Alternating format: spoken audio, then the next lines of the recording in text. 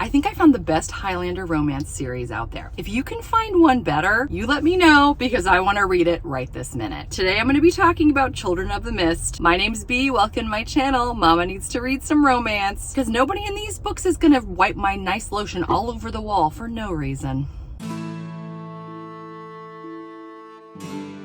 So I have fallen in love with Paula Quinn. Not Julia Quinn, the author of the fabulous Bridgerton series, but Paula Quinn. She has done a ton of Highlander romance novels that I have found so compelling and so enthralling. Her series, The Children of the Mist, follows the series The McGregors, which I did a review and it's linked above.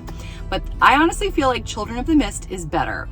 And I can't wait to talk about it right now. If you're on the fence about Highlander romance or you're just looking for a great new series, I highly recommend this. Her men are honorable. They love their women. They have passion. They are courageous. They are great with a sword and even with a pistol, one of them. The women, they know skills too. They can fire an arrow. They can do sword play. They've got some passion. They are strong. The settings are gorgeous. The kilts are fabulous. So Callum and Kate McGregor from the McGregors series have 4 children, and the 4 main books of the Children of the Mist series each follow one of their kids. Another thing I found really interesting about these first 4 books is that they all are happening at the same time. In series that I've experienced before, they go in chronological order. All of these books are happening at the same time, which was really cool because as I'm reading like the 3rd or 4th book, I'm thinking, oh, I know exactly what's happening to one of the older children right now and where they are. Their oldest son, Robert, is featured in book 1 of the series, and his book is called Ravished by a Highlander. I fell in love with this book immediately. It starts off in a castle at night with the breeze in the hair of a mysterious woman. We meet Robert McGregor. He is heading to King James's palace because everybody is going for the coronation to support the new king. And Robert's on his way with his little band of brothers and cousins who, again, if you read the McGregor series first, these people will make far more sense. Davina Montgomery is the heroine of our story. She has been hidden away in a convent since she was born. She's the secret firstborn of King James. He's had her hidden because if anything were to happen to him, he wanted her to be able to ascend to the throne. So even though he's got 2 other daughters, everybody thinks that those are his only 2 children. Nobody knows that Davina even exists. She is protecting herself from a Dutch army that comes to capture her or kill her. We aren't sure, and we don't know how they found out she was there when Robert comes across her. He rescues her. Quickly, he discovers who she is, but not before he falls in love with her. She is very devout Catholic because she's grown up in a convent, but she starts to fall for him too. And I had been reading a fantasy series before this that was sort of getting on my nerves, quite frankly. So this was such a nice change because they just kept talking about wanting to be in one another's arms, and I was like, oh, this is so nice about hearing how they want to be in one another's arms as opposed to I'm just keeps hearing about what's going on in their pants. And I was so sick of that. So I was like, I just thought it was so much more highbrow, I guess. I don't know. But I was just more taken with it. I just felt like I was more transported to another time and place with, more, I guess, honorable values, so to speak. And then there was the first love scene, and I was like, whoa! I was not prepared for that. There's a whole lot of description of stuff, and it was passionate. And I guess I just assumed because they had been on such good behavior, and we hadn't heard a whole lot about what was going on in the pants, that I figured that the love scene might be one that wasn't very detailed. And oh, I was very wrong. The love scenes were good, don't get me wrong, but I was not quite prepared for them. In any case, by the 2nd, 3rd, and 4th book, I was like, okay, she knows how to write. She's good. And I was very impressed. So I don't want to give anything away in case, I don't know if I already have, but they do fall in love. But the thing is, she's the daughter of the king. And Callum finds out that Rob has fallen for her, and he's very concerned because what's going to happen to Robert when King James wants his daughter back, and she might be married or betrothed to the heir to the clan McGregor up in Skye, which is where the McGregor clan, who has previously been proscribed, as in they've been banned. They are sort of like considered barbarians by the English and many of the lowland Scottish. And yeah, so it's pretty crazy what happens. There's an intense villain in this that, you know, coming from what I had mostly come from with Regency and Victorian era romance novels, there's never a lot of graphic violence, and there was a little bit in this that I just wasn't prepared for because I just hadn't read anything like that before. But I think that what that does is that just makes it that much more compelling and exciting when you realize this bad guy is really bad and he is coming for Davina and Rob and what's going to happen. So a very exciting book, great romance. I really, really enjoyed it. I would give this book 4 stars. Okay, moving on to book number 2, Seduced by a Highlander. Oh my gosh. I love this book so much.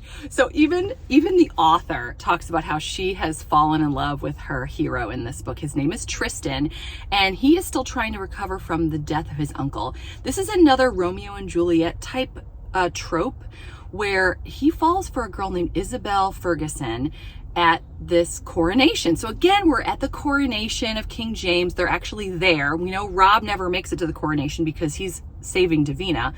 But Tristan does make it to the coronation, and he falls for a girl named Isabel Ferguson.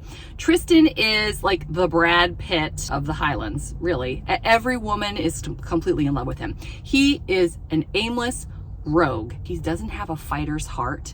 He doesn't want to just brawl, but he loves to love the ladies. But again, he just feels sort of lost. And I think when he meets Isabel Ferguson, he realizes that this is a woman who really sees him for who he is. No one ever has seen him or even cared because they just want to be around somebody gorgeous who knows how to love on a lady. Unfortunately, very quickly they discover, well, he's a McGregor and she's a Ferguson. His clan killed her father, and her clan killed his uncle, who was basically his uncle Robert, who was featured in the McGregor's books, the second one especially.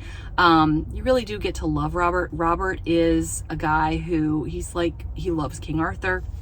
He loves knights. He's a very honorable man, and he taught Tristan all about honor, and then he was killed. So there are some twists and turns about what exactly happened to Robert. I really, really enjoyed this because Tristan is gorgeous, and I could do descriptions of Tristan all day long. He winds up, once they come back from the coronation, he goes and travels for days to find Isabel, to tell her that her brother is okay. Really, he just wants to see her because he's fallen in love with her.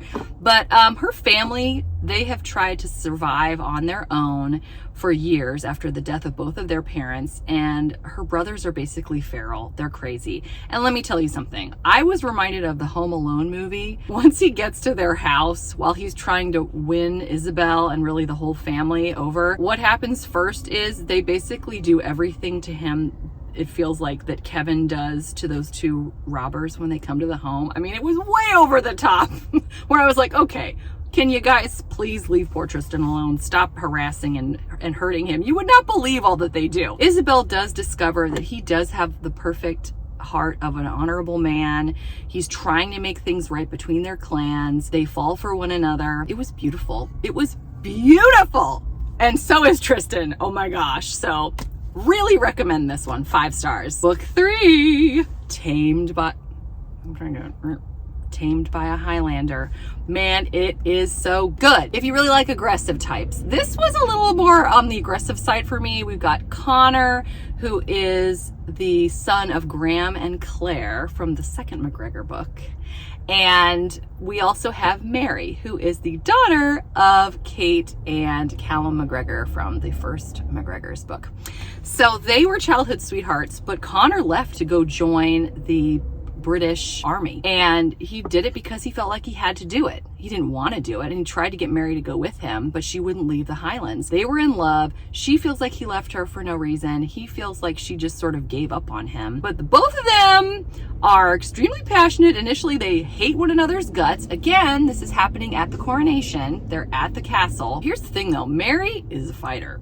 I mean, more so than any of the other heroines I've seen in a Highlander romance. She actually is part of the militia going after the bad guys. I could get into the politics, but you can read it and figure it out. Connor discovers that she's part of the militia. Because he's part of the army, he winds up having to guard her, which she does not like. They are fighting their passion for one another with everything they've got. And then when they finally give in, wow, it is passionate. I was not prepared for how aggressive they are pretty much all the time. There was a lot of slapping and biting during these love scenes where I'm like, that's special. I don't know. Not my favorite. But I tell you what, again, this woman, the author, she does these twists and turns I did not expect. There's danger. We don't know who to trust. We don't know who's after Connor, who's after Mary, and why. There's also a gorgeous scene in the woods with a cottage, and I don't want to give too much away, but oh my gosh, it's so good. It's one of the most romantic things I think a man can do for a woman. And I don't want to say any more because I want you to read it. If you've read it, tell me what you think. But anyway, yeah, that's Tamed by a Highlander. 4 stars, because they're a little more aggressive than I like. So for the last of the main books of the Children of the Mist, we have Conquered by a Highlander. I actually did not think I was going to like this book very much. I almost put off or decided not to read it because it features Colin, who is the youngest son of Kate and Callum McGregor. He is a crazy fighter. He is very blunt. He's honestly kind of rude. He only cares about battle. He's never even really cared about women at all or anything other than fighting. He's very arrogant. And I was prepared not to like this book at all. However, this one does take place a few years after the first 3, and he's grown up a little bit. He's in his early 20s now. He's matured. He's a spy, and he's trying to infiltrate a castle to protect King James because there's going to be an overthrow of the monarchy, and he's trying to make sure that doesn't happen. So he's this incredible spy, but he comes across a wonderful woman and her son. Oh, and he's so good with the son. I was so impressed by his growth and how much he loves her and how much he loves her son and how he tries to take care of her in various ways. You'll have to read it to know all the different ways he tries to take care of her and protect her and keep his promises to her, and really good stuff. Beautiful scenes in a cave overlooking the water with the moonlight. Oh, so good. I was shocked at how much I loved this book.